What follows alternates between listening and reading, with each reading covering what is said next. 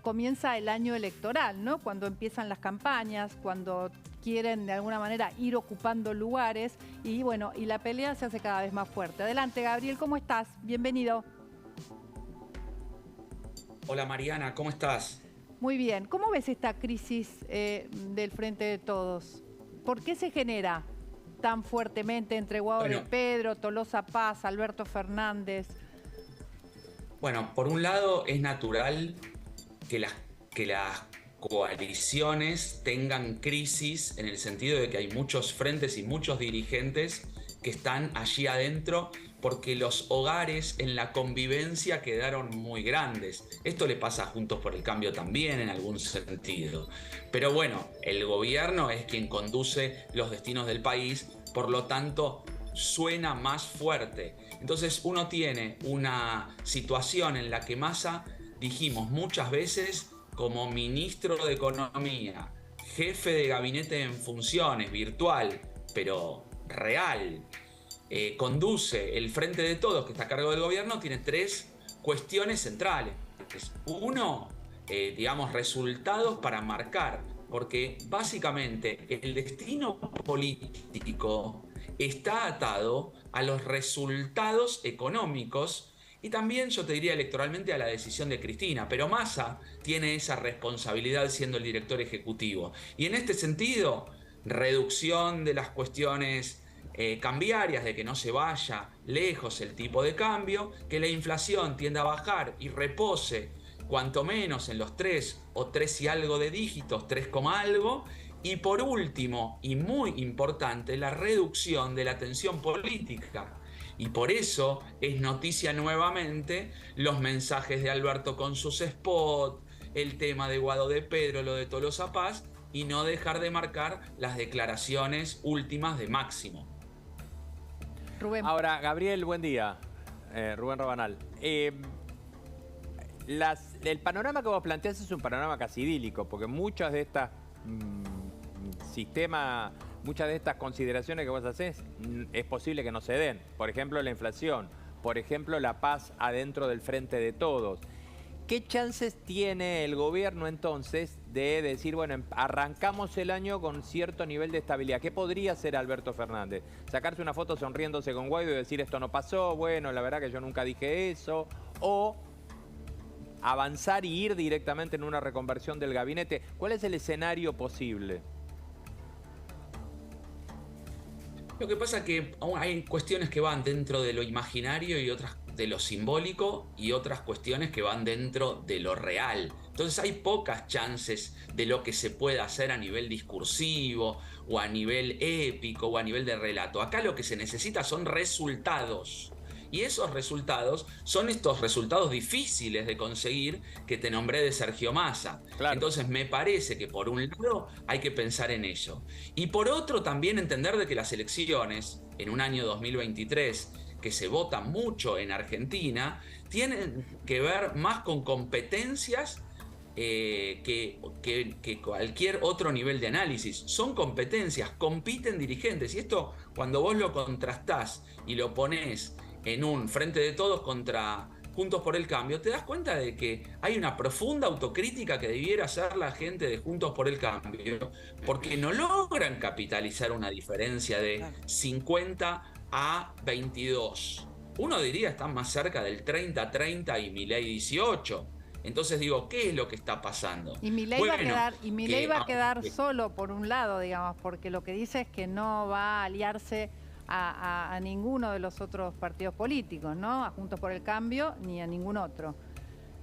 No sé si sí, eso será real o no.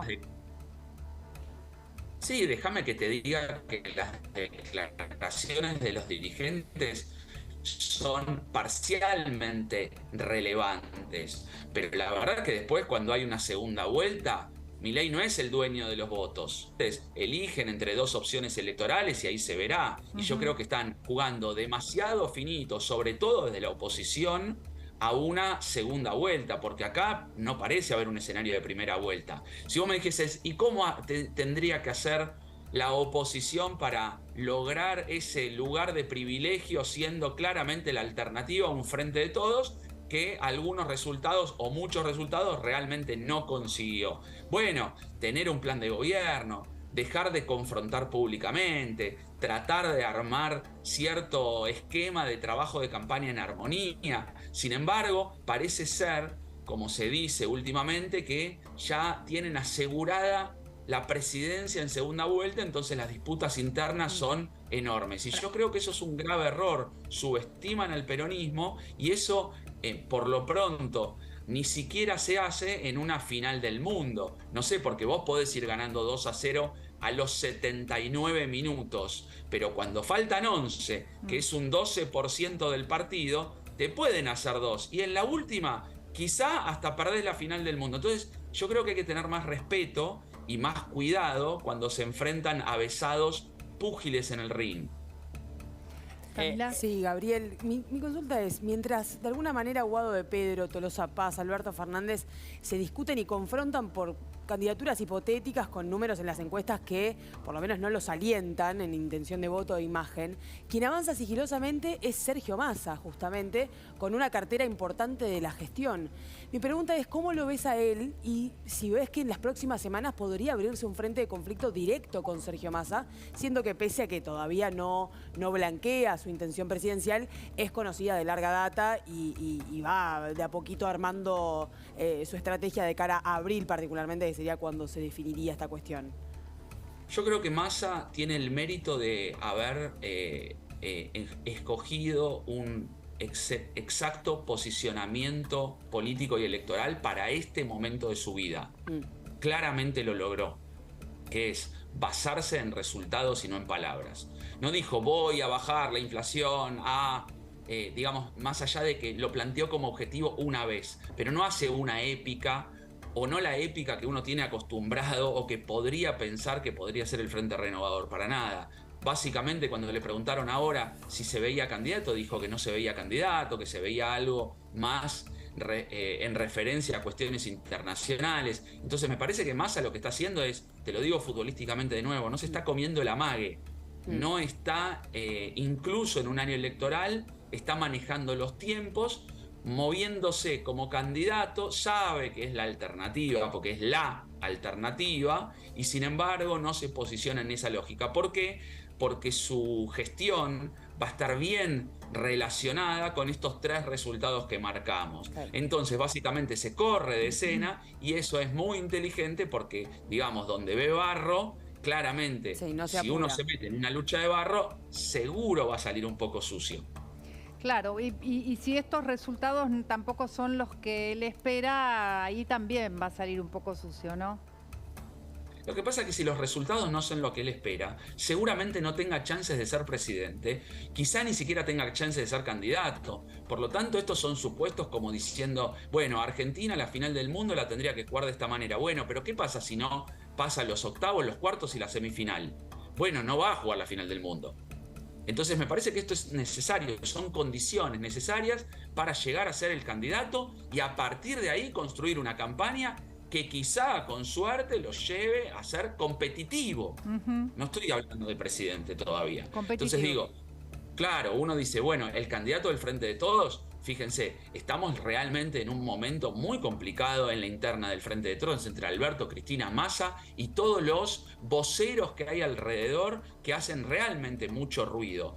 Sin grandes éxitos de gestión, uno podría empezar a recorrer algunos, pero uno dice, la verdad es que lo principal es la economía y sin embargo ahí se ha padecido fuertemente. ¿Qué intención de voto tiene esta gente del Frente de Todos, este peronismo, esta nueva versión del peronismo? 30%, 28%, 32% según las encuestas. Bueno, no es un número menor para arrancar el 2023 después de todos los palos que ha recibido y todas las malas gestiones o gestiones que no ha podido concretar correctamente. Gracias, Gabriel. Siempre muy claro. Muchísimas gracias. Saludos para todos.